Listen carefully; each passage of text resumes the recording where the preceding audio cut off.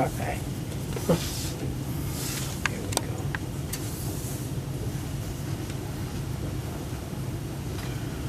So what you doing, Pete? What are you working on?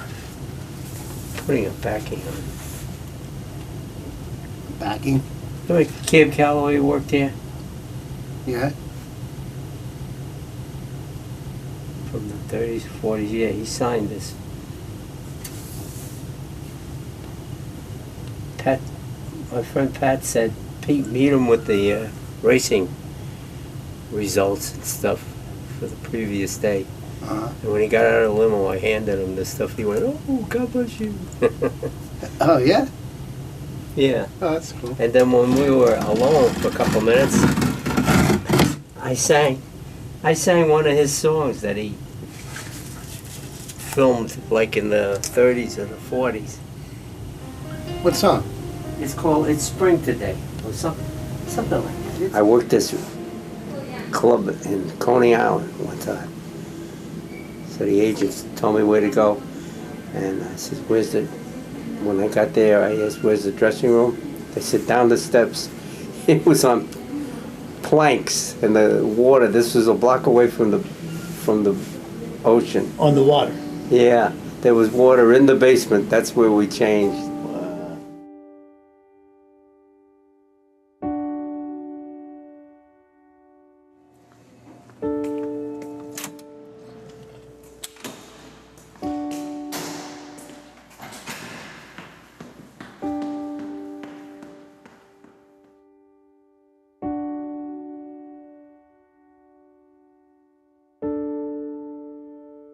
Well, we were so busy, we could always use an extra hand here and there. Oh, yeah, we had the theater going, week at a time, double shows on a weekend, the ballroom, convention hall, everything was cooking. Helicopters flying back and forth, $1 million on the crap table. There was a theater in Coney Island, Lowe's Coney Island. I was in a contest there. My father used to take me around to the theaters when I was a little kid. What year was that? Jeez, that's gotta be the 40s. By the time I got to high school, they were waiting for me. Music teacher in high school. Yeah. High school, yeah. Mrs. Feldman. When I went in to report to home class or something, home, they said, "Report to this room here." So I go there, and she says, "Hi, Cass," she used to call me. "You're in my class. You're in my music classes." They were looking forward to you. Yeah. So I had a little reputation for singing at the school dances and stuff like that. Yeah. But folks never even knew. Know that? They sent me for music lessons. You know, for piano, for wind instruments and stuff. And that's it. But they never got around to saying I was singing all the time. They never came to see you sing? No, they never That's knew. cool. My mother came one time in a nightclub, and then my father, he went around and put me in these contests. Enter me in a contest, and if some of the places gave you money, or they give you the weekend, a job, like for 2 days, not 3 days. Yeah. You know, in a regular show, and they were showing movies too then. The show turned out to be, what do you call it, female impersonators and me. Really? Yeah, that was a weird show. They were okay. It was a good time.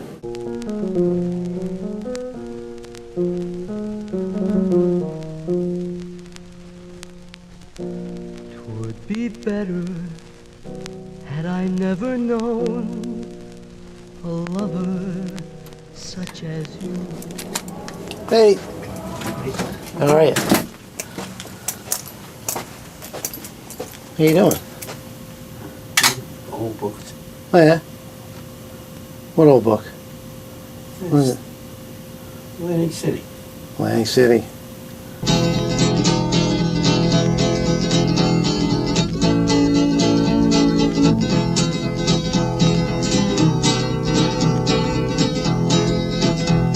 We got grab your partner and you circle around. Count 1, 2, 3, put your right foot down as you grab your lady. As you swing and squeeze, it's a rumba boogie in the sound. They still had a little bit of vaudeville.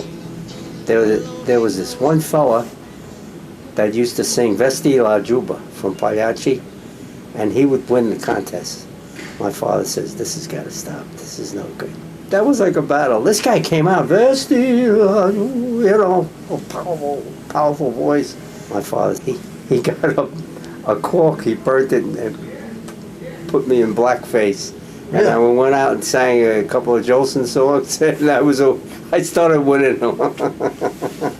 Now, was he a performer also? No. No, not at all? He was in the restaurant business. No one else in your family? Singers? No, nobody. No. Wow. Nobody. 6, 7 uncles, a couple of aunts. Everybody had a big family. My mother was in an accident, so I was her only child.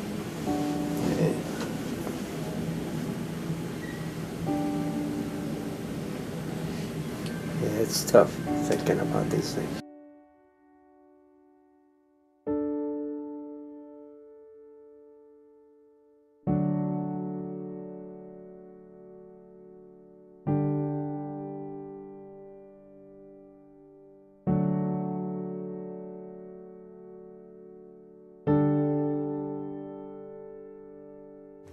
Hey, Pete.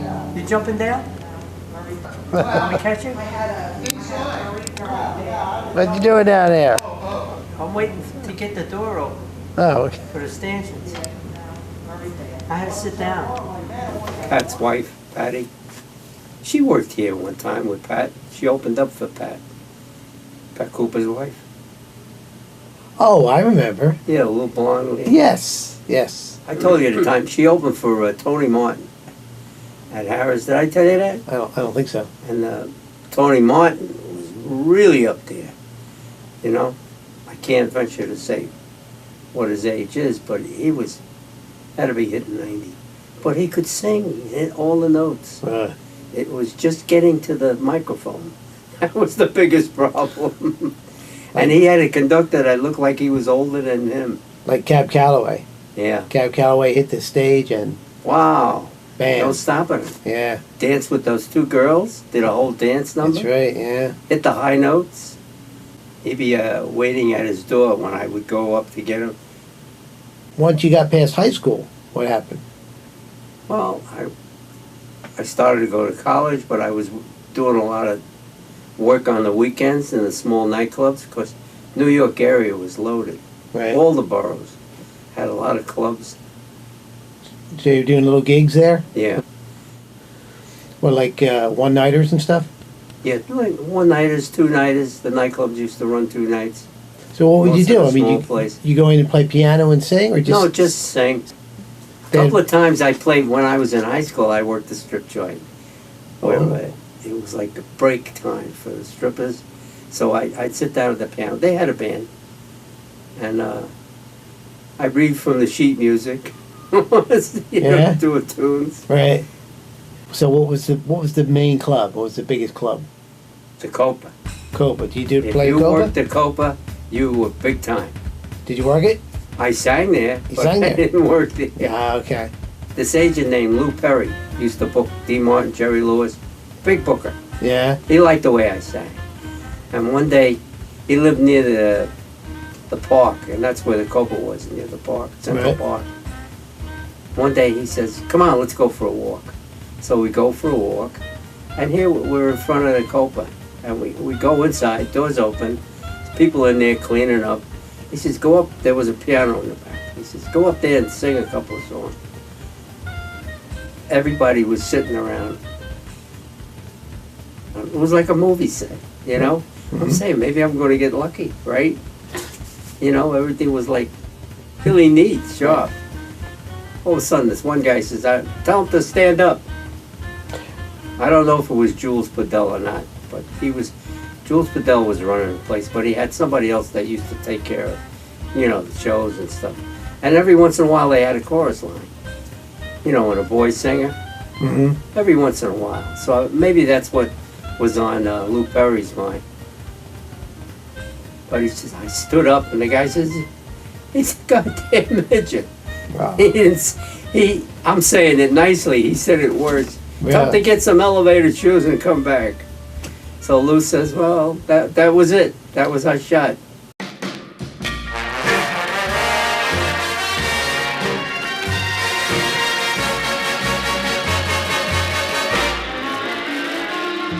You're moving here, you're moving there.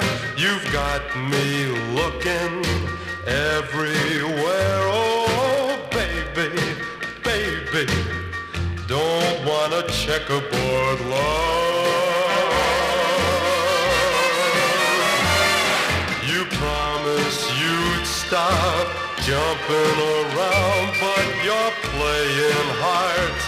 Won't settle down, oh baby, baby, don't want a checkerboard love.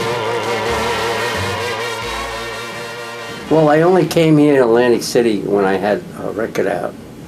I was on the Ed Hirsch show in the afternoon. I think it was a sunny, hot day. The Steel Pier. Yeah, he was doing a record hop show. You know, like a Dick Clark thing. What was the record? He threw a stone.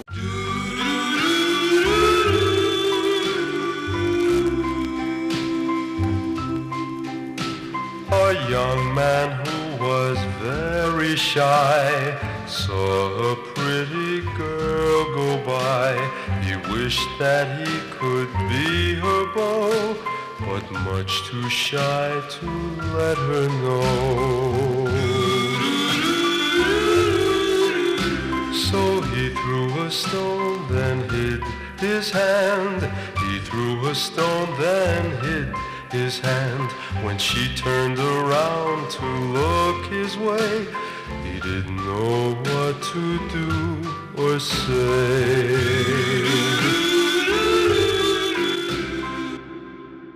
Wound up, I couldn't do both, so I wound up quitting school. Then I got drafted. Then when I was at Fort Dix, I was supposed to have a shot on Kate Smith's show, doing it out of New York. So the Army said, okay, go do the Kate Smith show in the uniform, good promotion. Did the show, went back to Fort Dix, they put me in a review. I was the MC, singer. I wound up staying, entertaining all the troops. Went up and down the eastern seaboard, the old forts like Fort Monmouth. One of my other friends was in the show when I went on tour, Mike Domenico. He passed away a while ago. He was in New Faces of 52 with Carol Lawrence. They did a dance together. Then he shows up in the Army. I says, it's funny how you bump into people. Right. You didn't do any dancing, huh? Who, me? Yeah. I did a little bit in one show. Really? Very little. Then I got sent to the New York docks. Get on this boat. And I had no idea what was going on. I met a couple other soldiers there, a violin player who was going to Europe to be in the 7th Army Symphony. Yeah. An accordion player and a drummer. And they said, you're going to work the lounge during this trip. Sing with this other trio. I said, fine. Not that I said fine. I said, yes, sir. And we wound up in Europe, in Germany. And I went to the Army headquarters that was there, the small base. And they said, what are you doing here? I says, I don't know. I got on. They told me to get on board ship and work the lounge. Wow. I says, what are we going to do with you? No weapon, no papers. So the guy says, you play any instruments? I says, yeah, I play a few wind instruments. Clarinet? Yeah. Okay. He cut orders for me to be in a marching band for about 4 weeks. I had entered a contest while I was there during the 4 weeks, and I won. One of the major music magazines picked me as the best pop singer in in the Army. What evil star is mine that my fate's design should be? I got a little tiny box from Tiffany's that 100 years ago, when I was hanging out with Bernadette Peters' family, and me and Donald used to run around together for a while. So she went and bought a little present and then went to Tiffany's and got the box. And put it in the box. I still got it. I'm going to mail it to her. That'd be nice. And she'll think I'm crazy. Ever an angel fell, Jezebel, it was you. Jezebel, it was you. If ever a pair of eyes promised paradise, deceive, made me grieve, made me leave. When I got out of service, Okay. I went to work back in the Catskill Mountains, and one of the agents there wanted to be my manager. I said, fine. We didn't do too well together. He turned down a couple of jobs that he should have never turned down. Oh. Somebody wanted me to travel with Woody Herman for a year, Really? do a tour. And then there was a job in Chicago, like 5 days a week, 3 hours a day, which would have been good too. But he turned them down. I says, I don't think we would belong together. You don't feel he was really looking No, out he for you? was turning. His reasoning was he wanted me to stay in New York. You know, get involved in music. And then we recorded with a fellow named Jimmy Saunders, used to be a big band singer way back. He wrote a few tunes. Mm-hmm. And we recorded at Capitol, and they sold it. How would you compare it to today's music and the music business? Well, it's definitely different.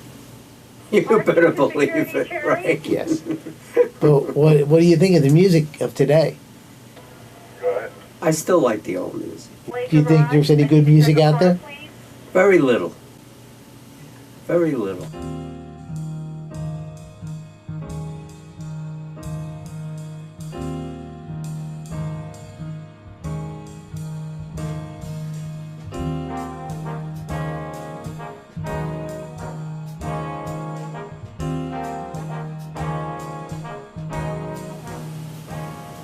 Tony Bennett was all right when he was here. One night he finished, he was singing his last song, and he came off stage. I says, wow, you really did it. I thought he really acted it out. Well, he flipped out. He ran for his daughter that was here, or his girlfriend, I don't remember which, and he brought him home and, tell him what you told me, Pete. Tell him what you told me. I said, he really acted out that, see, he knows. Hey, what about people like Ray Charles? Ray Charles, another sweetheart. Yeah. Well, when he hit the stage or he'd sit down at the organ and play, he really captured me. Yeah. He was good. Is there any film of you? No, you know what? I don't have any. Sure. None? None? Right. I don't have any. One of the singers here asked me if I had any film or anything photographed. I said, no, I don't. It probably exists somewhere. And she said that she was upset about it. She said, you should have had some stuff for you, even for yourself. I says, I never thought of it that way. Had a lot of opportunities. A lot of doors were opened. Just couldn't get the second foot in. We were just in the office downstairs, and one of the security guards got me on the Google. And he played, is that you, Pete? I says, yes. There was a picture and everything? Yeah. Yeah. From this contest in Europe. All Army, all soldiers singing contest. Right. Billboard magazine picked me as the best pop singer around. Wow. Now, how did you and Pat Cooper become friends? We met each other when we were very young. Oh, okay. And we were hanging around on Broadway. And all of a sudden, we were best friends. He came from Brooklyn. We'd meet each other and go out to eat. He used to come by my father's restaurant. If I was working there, my father would say, okay, go. And Pat would go in there Yeah. and start waiting on people, you know, and act the way he is. And my father would say, go, go. Oh, Pat would come in and kind of do his act? Yeah. Do his comedy? Yeah. Wow. Yeah, That's how I got out of working half the time. Pat showed up. It was a guarantee I was going to leave. Pat was a good act. He used to go to the small agents and book himself. You know, there was a lot of clubs, and he'd book himself for the same weekend, maybe at 3 different places. Right. And then we'd go on the corner, and he'd ask one of the comics that was hanging around, "You got a job this weekend?" And they'd say, "No, okay, you go to this place." Just tell him I couldn't make it or whatever. Wow. Yeah, That's pretty nice.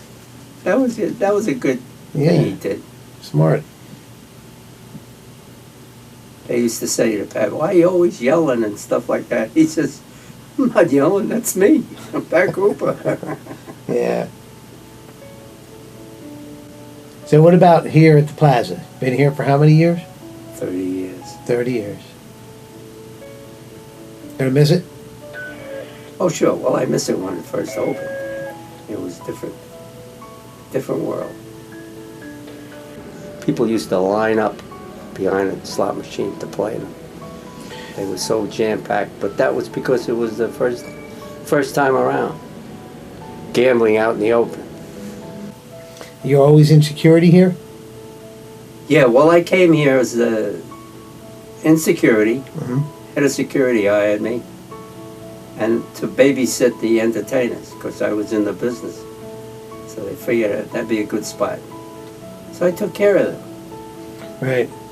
Made sure they got the rehearsals, make sure they got here, make sure they had there.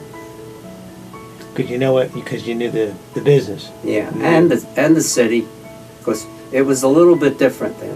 I would leave the building with them, Oh. go shopping, go to other casinos.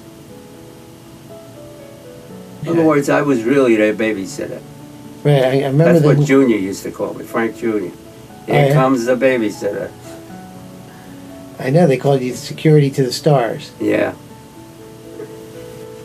Now I wonder if you hadn't gotten drafted. If the draft never happened. Well, it would have been knocking on doors. Who knows? Yeah. You don't know. But being in the service didn't harm me. So there's nothing you would have done different. Probably not. Probably not. I remember you, Roseanne. When we met, my life began. You are the silent song that fills my soul with secret longing. I remember you, Roseanne, when we kissed. Hi, folks. Take care now. Thank you. Have a good night. All right, Pete. I'll see you on Saturday. Fine. All right. Take care now. Bye. Careful. Watch your step. But since our song was ended, my world has never been the same. I see your face before me. I hear the echo of your name. I'll never know another love. Never look to skies above. No one can take your place here in my heart, Roseanne. But since our song was ended, my world has never, no, never been the same. I see your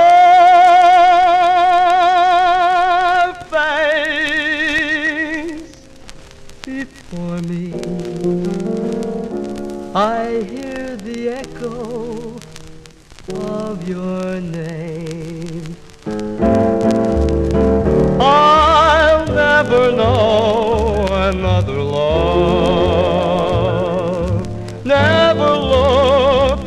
skies above. No one can take your place. Here in my heart